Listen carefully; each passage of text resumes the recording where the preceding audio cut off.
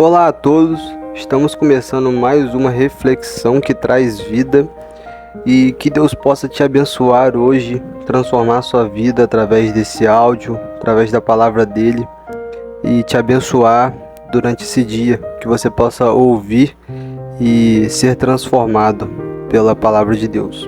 E o assunto que nós iremos tratar hoje é um assunto bem extenso, bem complexo, mas de grande importância. Hoje nós vamos falar sobre ateísmo. Eu sinto que eu devo falar sobre esse assunto, mas não no intuito de convencer as pessoas que não acreditam em Deus, mas sim no intuito de deixar um testemunho para aqueles que desejam acreditar em Deus. Para introduzir o assunto, eu vou parafrasear as palavras de C.S. Lewis, escritas no livro Deus no Banco dos Réus. Ele disse assim: se o cristianismo é falso, então estamos diante da maior enganação da humanidade de todos os tempos, o maior conto do vigário já inventado. Entretanto, se for verdadeiro, estamos diante da notícia mais importante de todos os tempos. Seja uma coisa ou seja outra, fato é que todos os seres humanos deveriam, diante da importância dessa questão, dedicar boa parte de suas vidas empenhando-se em verificar a veracidade ou a falsidade dessa ideia. Sendo você ateu convicto e sincero, o que, penso eu, é quase impossível para quem tem uma consciência, isso não é tão ruim. Agora, se você ignora os fatos que existem como quem ignora uma notícia ruim do médico, simplesmente para não ter o desprazer de descobrir um câncer, você está condenando a si mesmo. Bom, é seguindo esse princípio que eu me proponho a elencar aqui uma série de argumentos que visam provar a existência de Deus e o cristianismo como única religião verdadeira. Primeiro argumento: tudo o que existe tem uma causa. É logicamente certo que para você nascer, algo teve que acontecer. Você não nasceu simplesmente do nada, você não brotou do nada e começou a existir. A sua existência torna subentendida e obrigatória a existência de seus pais. Mesmo que a gente não conheça quem são seus pais, a gente sabe, somente olhando para você, que você tem pais, porque você não nasceu do nada. É lógico isso. E assim ocorre em tudo no universo. Tudo teve uma causa, teve algo antes dele que o gerou, que o trouxe à existência. Tudo. Menos, dizem os ateus, que a propósito falam em nome da ciência, o próprio universo. Eles dizem que o próprio universo ele não tem uma causa. Na verdade, é uma questão de dúvida mesmo, porque não dá para se analisar a causa do universo, o que trouxe o universo à vida. Afinal de contas, se o universo é matéria, tempo e espaço, aquilo que trouxe o universo à vida, ele teria que estar além da própria matéria, do próprio tempo e do próprio espaço. Então, não daria para analisar cientificamente. Por isso é tão difícil bater o martelo e dizer que cientificamente, na verdade, isso é impossível dizer que cientificamente é possível provar a existência de Deus. Porém, o que eu estou propondo aqui é que logicamente é possível sim provar a existência de Deus. Não só logicamente, como historicamente, como a gente vai ver mais para frente, e até através de sombras da ciência. Não dá para ter certeza como um experimento, mas dá para ter certeza através de sombras, de evidências que comprovam isso, que comprovam a existência de Deus. Bom, então esse é o ponto. Tudo tem uma causa. E logo, se tudo tem uma causa e o universo existe, então o universo tem uma causa. E isso que causa o universo, a gente chama de Deus.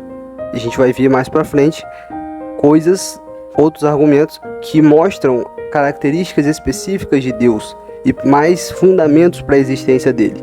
E por fim, para fundamentar esse meu primeiro argumento, eu quero ler uma citação do químico Marcus Eberlin. E ele disse assim: o nada para o nada, por nada, pega o nada e faz o tudo. Uma nuvem gasosa em expansão de hidrogênio e hélio contra o nada reorganiza-se e forma estrelas, planetas, o sistema solar extremamente sincronizado, uma Terra extremamente na distância correta do Sol, um Sol que emite luz 99% no visível, 1% de ultravioleta para matar as bactérias, mas há muita ultravioleta, então temos a camada de ozônio. Aí coloca uma lua do lado. Naturalistas dizem que um astro colidiu com a Terra e glup, formou uma lua, mas a lua tem o diâmetro certo e a distância certa. Então a gente vê através dessa citação aqui que é totalmente loucura dizer que o universo surgiu por acaso. Certamente não foi por acaso, e a gente vai provar nos próximos argumentos. Segundo argumento, o universo é planejado e ordenado. Pergunte, porém, aos animais, e eles o ensinarão, ou às aves do céu, e elas contarão a você. Fale com a terra, e ela o instruirá. Deixe que os peixes do mar o informem. Quem de todos eles ignora que a mão do Senhor fez isso? Em sua mão está a vida de cada criatura, e o fôlego de toda a humanidade. Jó, capítulo 12, versículo 7 até o versículo 10. Aqui, por mais incoerente que pareça, a ciência prega a existência de Deus. Olhamos para o corpo humano, por exemplo. Nós temos um sistema perfeitamente ordenado que funciona e que sem ele não poderia existir vida. Nós temos, por exemplo, uma laringe que permite que nós comamos um alimento sem que ele obstrua a passagem do ar para os pulmões. Nós temos hemácias, eritrócitos e plaquetas que coagulam, impedindo o nosso sangue de se esvair por completo quando sofremos um ferimento. E nós temos pulmões que fazem a troca gasosa, nos dando energia para viver.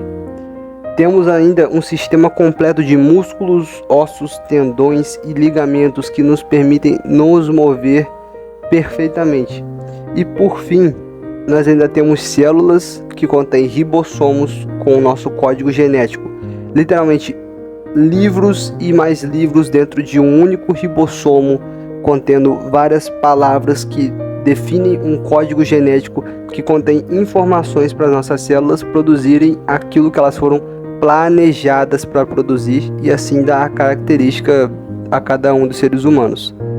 Então, isso declara a perfeição da natureza, a perfeição da criação de Deus. Isso mostra que não é o acaso que produz tudo isso, toda essa perfeição totalmente organizada. Você vê, por exemplo, existem determinadas coisas dentro do nosso corpo que foram feitas para que, se algo acontecesse, aquilo funcionasse. Por exemplo, a questão do sangue, como eu citei. Se você sofre um ferimento e você não tem esse tipo de célula dentro do seu sangue, aquele ferimento ia jorrar para sempre assim, até acabar o seu sangue, ia jorrar até seu sangue se esvair e você ia morrer.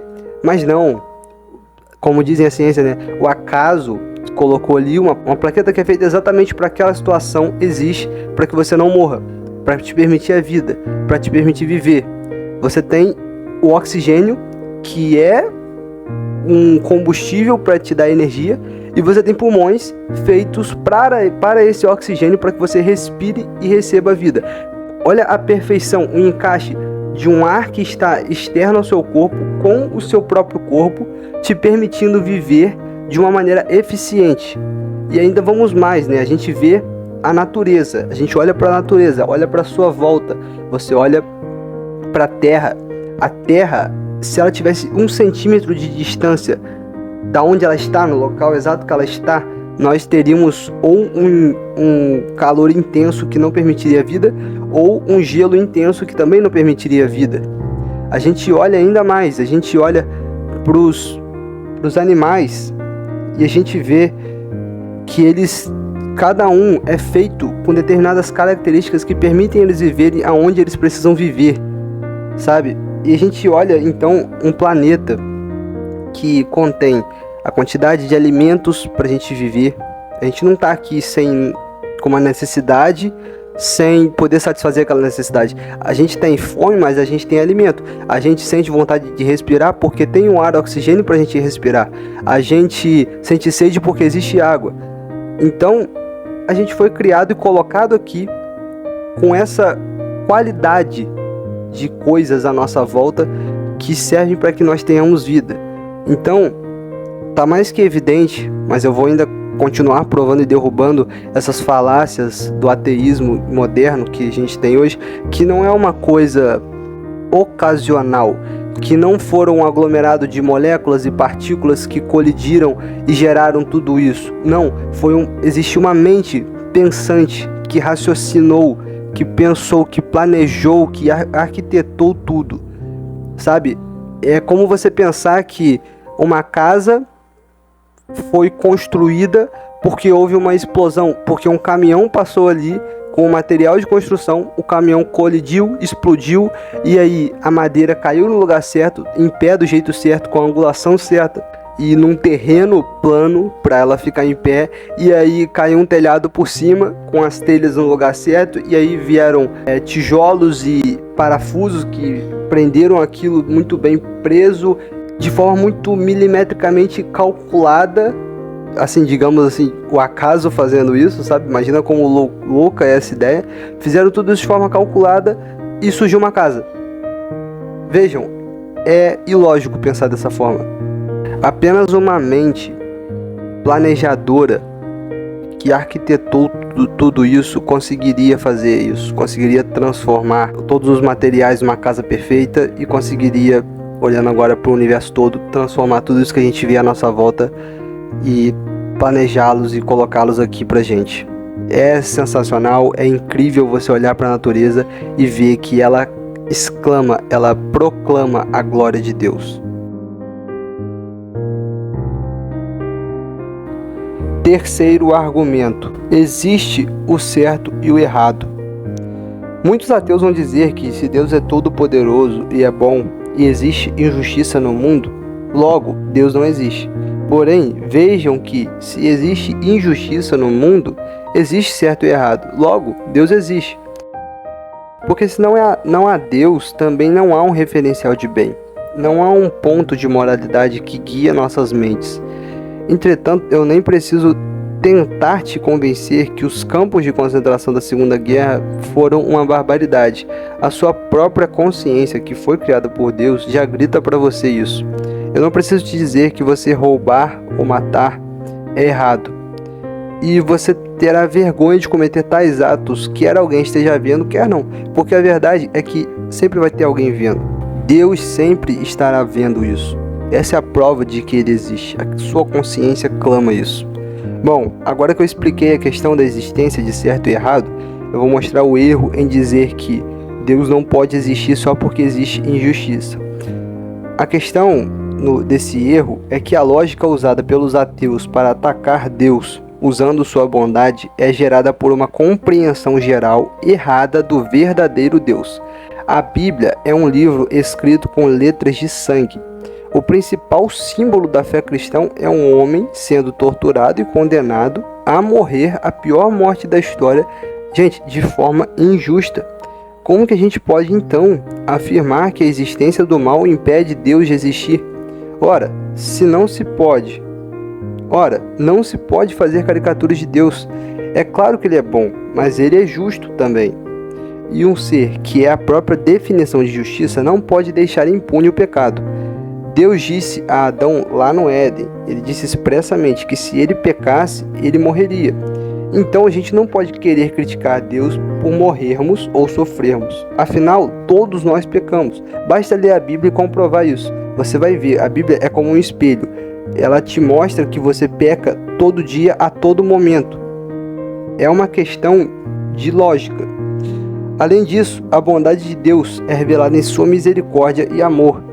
Por mais que crianças morram de forma injusta, terremotos e tsunami matem milhares todos os anos e genocídios aconteçam, a vida não é só aqui.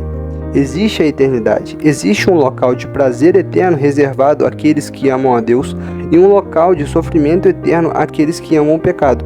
E assim, toda dor e sofrimento que você pode enfrentar nesse mundo, quando comparados com a eternidade de vida, de prazer, de descanso, é como uma dor de dente que passa em segundos.